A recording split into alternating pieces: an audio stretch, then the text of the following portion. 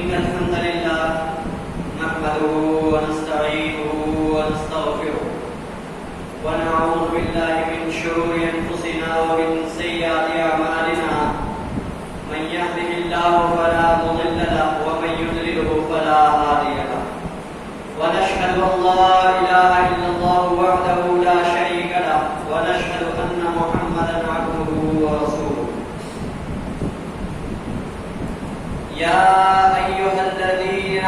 يا أيها الناس اتقوا ربكم الذي خلقكم من نفس واحدة وخلق منها زوجها وبث منهما رجالا كثيرا ونساء واتقوا الله الذي تساءلون به والأرحام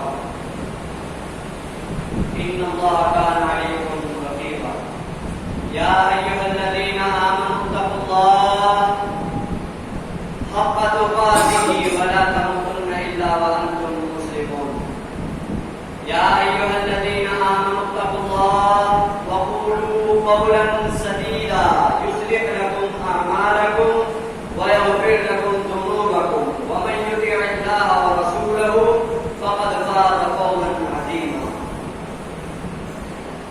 أما بعد فإن خير الحديث كتاب الله وخير الهدي هدي محمد صلى الله عليه وسلم وشر الأمور محدثاتها وكل محدثة بدعة وكل بدعة ضلالة الضلالة في النار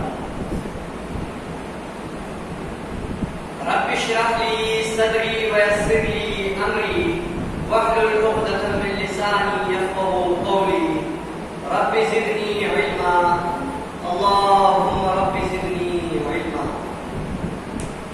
اللهم لا سهل إلا ما جعلته سهلا وأنت تجعل الحزن إذا شئت سهلا اللهم يا رب لك الحمد كما ينبغي لجلال وجهك وعظيم سلطانك يا رب أرجو رحمتك فلا تكلني إلى نفسي طرفة عين وأصلح لي شاني لا إله إلا أعوذ بالله السميع العليم من الشيطان الرجيم من حمزه ونفسه ونفثه بسم الله الرحمن الرحيم قل اللهم مالك الملك تؤتي الملك من تشاء وتنزع الملك ممن تشاء وتعز من تشاء وتذل من تشاء بيدك الخير إنك على كل شيء قدير وقال النبي صلى الله عليه وسلم تركت فيكم أمرين لن تضلوا ما تمسكتم بهما كتاب الله وسنتي رواه موطا امام مالک تمام قسم کی تعریفات توصیف کبریائی بڑائی اس وحدہ لا شریک کے لیے ہے جس نے دینوں میں سے دین اسلام کو اپنے نزدیک مقبول قرار دیا اور دین اسلام کو عزت اور اس کو شرف قبولیت سے نوازنے کے لیے اس کی نسبت اپنی طرف کی اللہ تبارک و تعالی نے ارشاد فرمایا کہ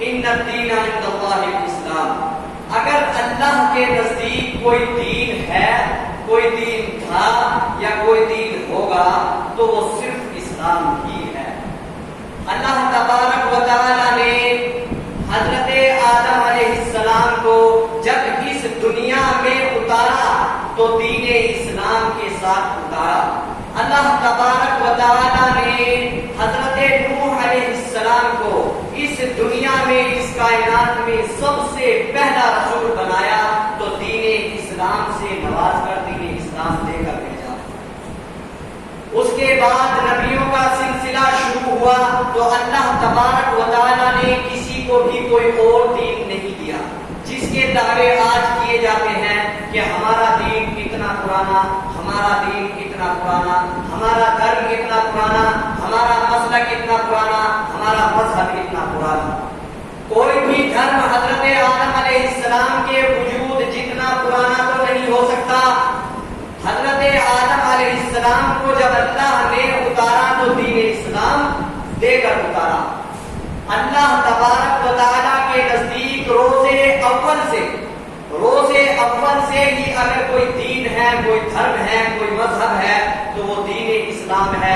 ان الدین عند اللہ الاسلام، یہ اسلام کی افضلیت، اسلام کے مقام اور اسلام کی حقانیت کی دلیل ہے کہ یہ دین اس کا دین ہے جس نے اس کائنات کو بنایا، جو تمام کائنات کا پالنہار ہے، جو تمام کائنات کا پیدا کرنے والا ہے، جو تمام انسانوں کو، تمام مخلوقوں کو رزق دینے والا، انہیں انرجی دینے والا، انہیں طاقت دینے والا، انہیں سوچ و سمجھ دینے والا، اسی کا یہ دین ہے۔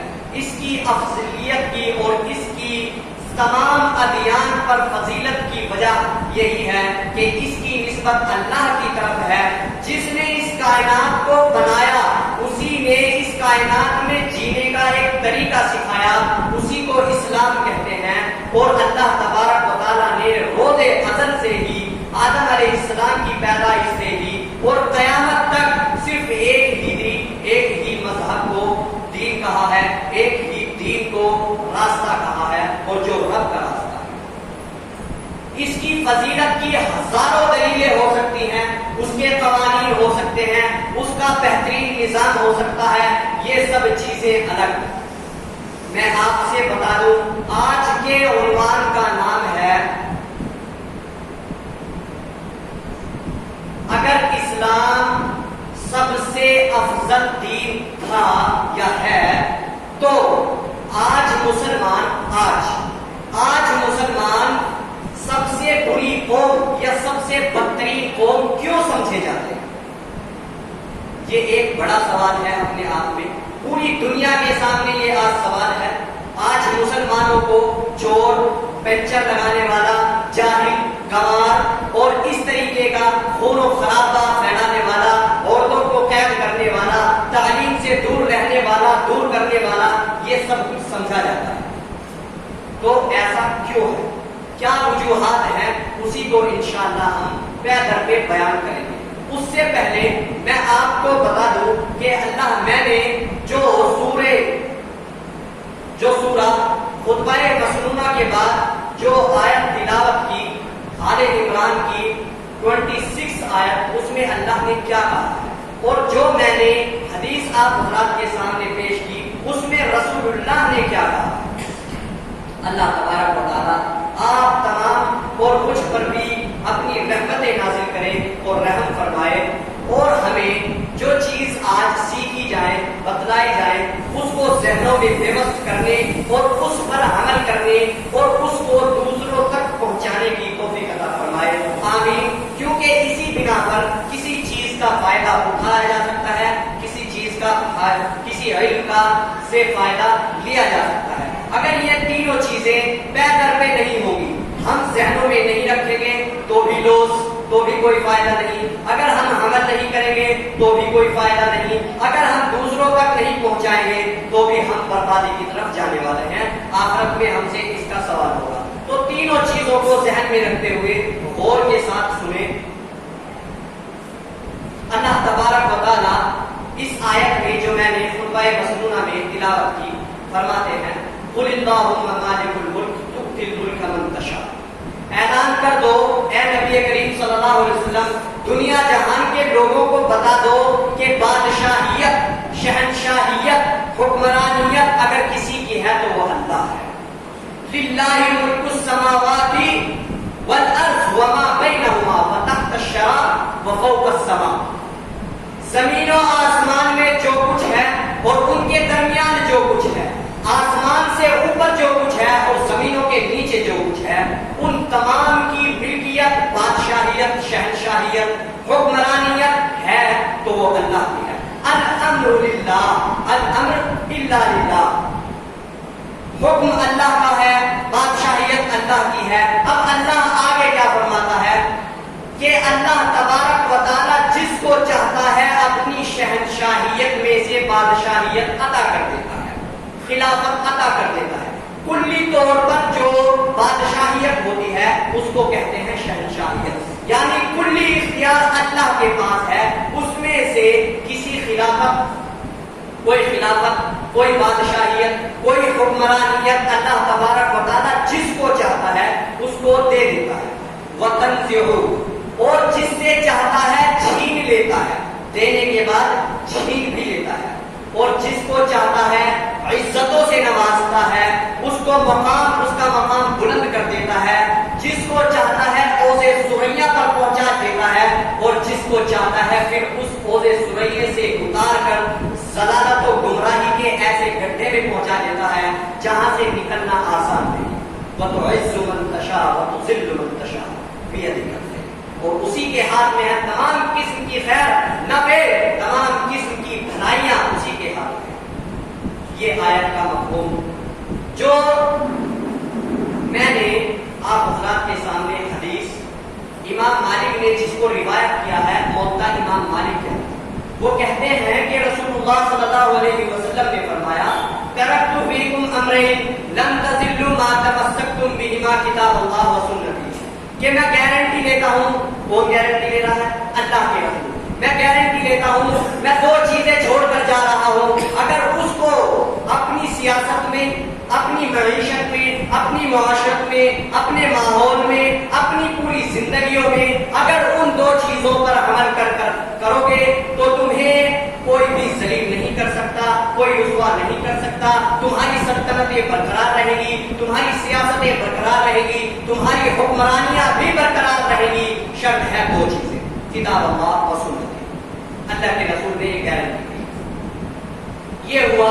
اسلام کی بات، یہ ہوئی اسلام کی بات۔ لیکن آج اگر ہم اپنے اوپر نظر ڈالیں، پوری دنیا کے مسلمانوں پر نظر ڈالیں، ان کی تعداد پر نظر ڈالیں، ان کی بادشاہیت اور ان کی ملکیت پر نظر ڈالیں تو ہمیں ایک بہت ہی لمبی چوڑی سلطنت نظر آتی ہے۔ آج ہم دیکھیں تو مسلمانوں کے پاس 50 سے بھی زیادہ ممالک ہیں جن میں مسلمان حکومت کرتے ہیں، اور اگر ہم تعداد کی بات کریں تو تعداد میں بھی 1.9 سے بھی زیادہ، 9 بلین سے بھی زیادہ، ملین نہیں بلین سے بھی زیادہ مسلمانوں کی تعداد ہے، یعنی 1.5 ارب سے بھی زیادہ مسلمانوں کی تعداد اس وقت ہے۔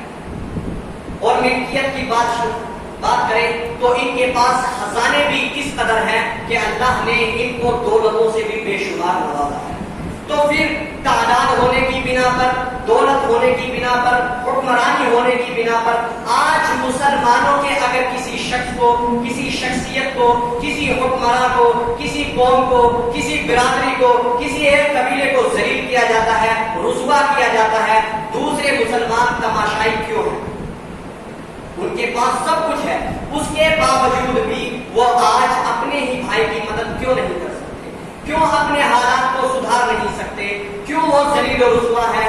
کیوں آج انہیں سب سے بری قوم، سب سے بدترین قوم، سب سے جہالت والی قوم سمجھا جاتا ہے؟ اس کی کئی وجہ ہو سکتی ہے، اس کی کئی وجہ ہو سکتی ہے، کیونکہ اسلام تو آیا تھا سر بلند کرنے کے لیے۔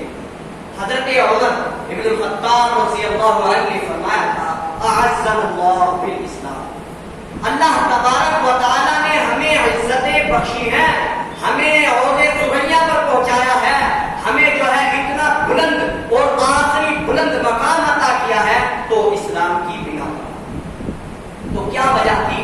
اللہ نے انہیں نوازا اور ہمیں، آج ہم ذلیل و خوار ہیں، آج ہم برے ہیں، آج ہم بدترین ہیں۔ کیا وجہ ہے؟ کیوں؟ فرق کیا ہے؟ ان کے پاس بھی اللہ تھا، وہ اللہ پر ایمان رکھتے تھے، ہمارا بھی یہ دعویٰ ہے کہ ہم اللہ پر ایمان رکھتے ہیں۔ ان کے پاس، ان کو اللہ تبارک و تعالیٰ نے قرآن دیا تھا، ہمارے پاس بھی قرآن موجود ہے۔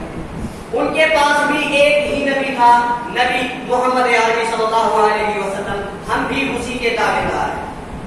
ان کے پاس بھی ایک ہی دین تھا، ہمارے پاس بھی ایک ہی دین ہے، تمام چیزیں برابر ہیں اور جو کی توں ہیں۔ پھر یہ ضلالت اور یہ عروج، ان کو اتنا عروج اور ہمیں اتنی پستیاں کیوں؟ اس کی کئی وجہ ہو سکتی ہیں، ہمارے اعمال ہو سکتے ہیں، ہمارے کردار ہو سکتے ہیں، ہمارے اخلاق ہو سکتے ہیں، ہمارے اختلافات ہو سکتے ہیں، ہمارے اختلافات ہو سکتے ہیں، یا ہمارا ان آیتوں کو، ان نشانیوں کو چھوڑ دینا جن کے بارے میں اللہ نے واضح طور پر کہا کہ تمہاری حکمرانی ہوگی۔ اللہ تبارک و تعالیٰ ارشاد فرماتے ہیں وَاعْتَصِمُوا بِحَبْلِ اللَّهِ جَمِيعًا وَلَا تَفَرَّقُوا وَاذْكُرُوا نِعْمَةَ اللَّهِ إِذْ كُنتُمْ أَعْدَاءً فَأَلَّفَ بَيْنَ قُلُوبِكُمْ فَأَصْبَحْتُمْ بِنِعْمَتِهِ إِخْوَانًا. اللہ تبارک و تعالیٰ نے ارشاد فرمایا وَاعْتَصِمُوا بِحَبْلِ اللَّهِ جَمِيعًا وَلَا تَفَرَّقُوا. ہمارے اسلاف نے، ہمارے بڑوں نے اس پر عمل کیا، اللہ کی اس رسی کو تھام لیا.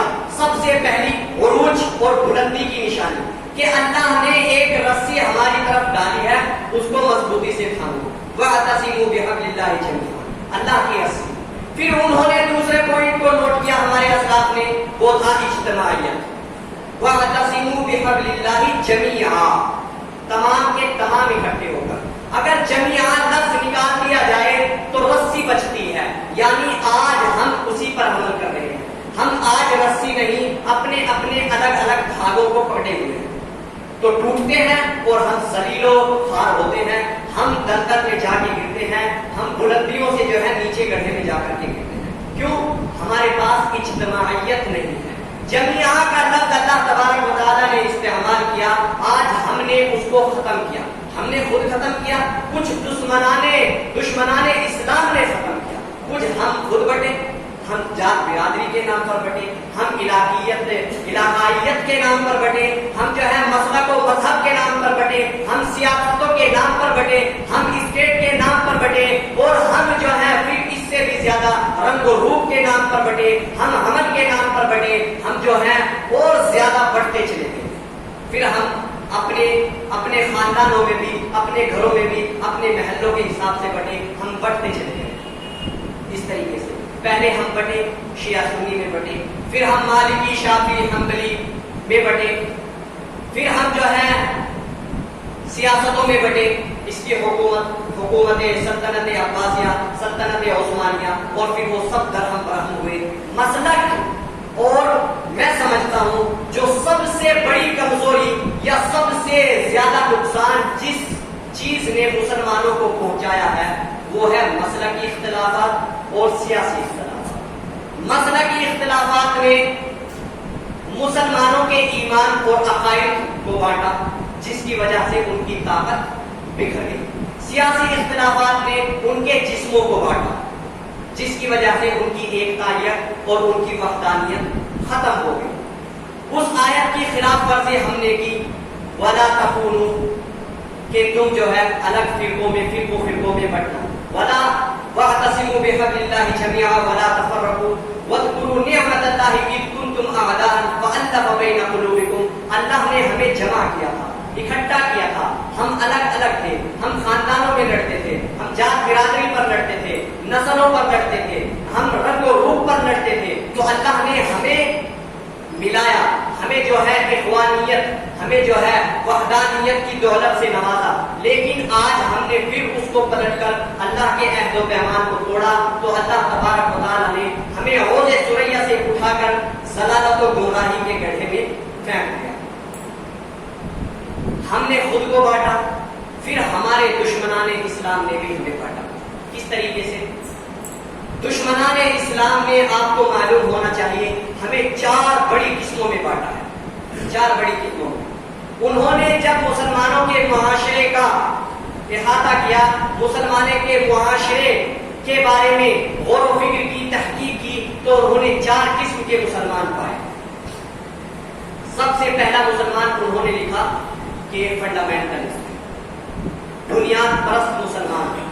انہوں نے کہا یہ ہمارا پکا دشمن ہے، یہ ہمارا جو ہے جانی دشمن ہے، اس کو ہمیں پوری طاقت سے مٹانا ہے، ختم کرنا ہے. فنڈامنٹلسٹ کون ہوتا ہے؟ بنیادی مسلمان، یعنی اللہ اور رسول اللہ کے نظام کو وہ لاگو کرنا چاہتا ہے. ہمیں کیا فرق ہے؟ دوسری قسم انہوں نے بانٹی وہ ہے ٹریڈیشنلسٹ، یعنی by birth, by accident of birth جو مسلمان ہو گئے، خاندانی طور پر نام نہاد مسلمان، گھر میں مسلمانوں کے پیدا ہوئے تو مسلمان ہو گئے، مسلمانوں کے علاقوں میں پیدا ہوئے، مسلمانوں کے ممالک میں پیدا ہوئے تو مسلمان ہو گئے. قال اللہ و قال رسول کہنے والے جو ہم ہیں. آج ہم دعوت دیتے ہیں نماز کی، روزے کی، صدقات کی، خیرات کی. آج ہم دعوت نہیں دیتے دین. دین کی، ہم دعوت دیتے ہیں مذہب کی. غور سے سمجھے، ہم دعوت دیتے ہیں مذہب کی، اور ہمارے اسلاف نے کام کیا تھا دین پر. بڑا فرق ہے دونوں کے اندر. مذہب کہتے ہیں عبادیات کو، عبادت، ذکر و اذکار کو، ہم وہی کر رہے ہیں، ہم وہ کرتے ہیں. اور ہمارے اسلاف نے کام کیا تھا دین پر. دین کہتے ہیں ایک سسٹم کو، ایک نظام کو، کہ سیاسی نظام بھی وہی ہوگا، معیشتی نظام بھی ہوگا، جوڈیشری نظام بھی وہی ہوگا. یعنی قضائیت، کس کو کیا سزا ملے گی، وہ نظام بھی اسلامی ہوگا. سیاسی کس طرح کا کاروبار کیا جائے گا، وہ نظام بھی اسلامی ہوگا. حکومتیں کس طرح چلائی جائیں گی، یہ نظام بھی اسلامی ہوگا. نظام معاشرت کہ معاشرہ کس طرح وجود میں آئے گا، یہ نظام بھی جو ہے اسلام کا نظام ہوگا. گھر کا نظام جو ہوتا ہے، ایک گھر کا نظام ہوتا ہے، وہ گھر کا نظام بھی وہی ہوگا جو اسلام نے دیا. یہ نظام انہوں نے لاگو کیا اسلام کی پوری زندگی کو، ہر مرحلے کے ہر جگہ پر انہوں نے لاگو کیا. تو اللہ تبارک و تعالیٰ نے اس کو جو ہے حد اللہ قرار دیا. وہی اللہ کی رسی ہے قرآن حکیم اور سنت اللہ. ہم نے لاگو کیا کس چیز کو، مذہب کو. یعنی ہم عبادت کریں گے، ہم نمازیں پڑھیں گے، ہم روزہ و صدقات کریں گے. ہم جو ہے دین کو مسجدوں تک محدود کر دیں گے. ہم دین کو قال اللہ و قال رسول تک محدود کر دیں گے، کہنے اور سننے تک محدود کر دیں گے. ہم دین کو اپنی جو ہے تجارتوں میں لے کر نہیں جائیں گے، ہم اپنی سیاست میں لے کر نہیں جائیں گے، ہم اپنے گھر کے نظام میں لے کر نہیں جائیں گے. یہ ٹریڈیشنلزم جو آج ہم ہیں.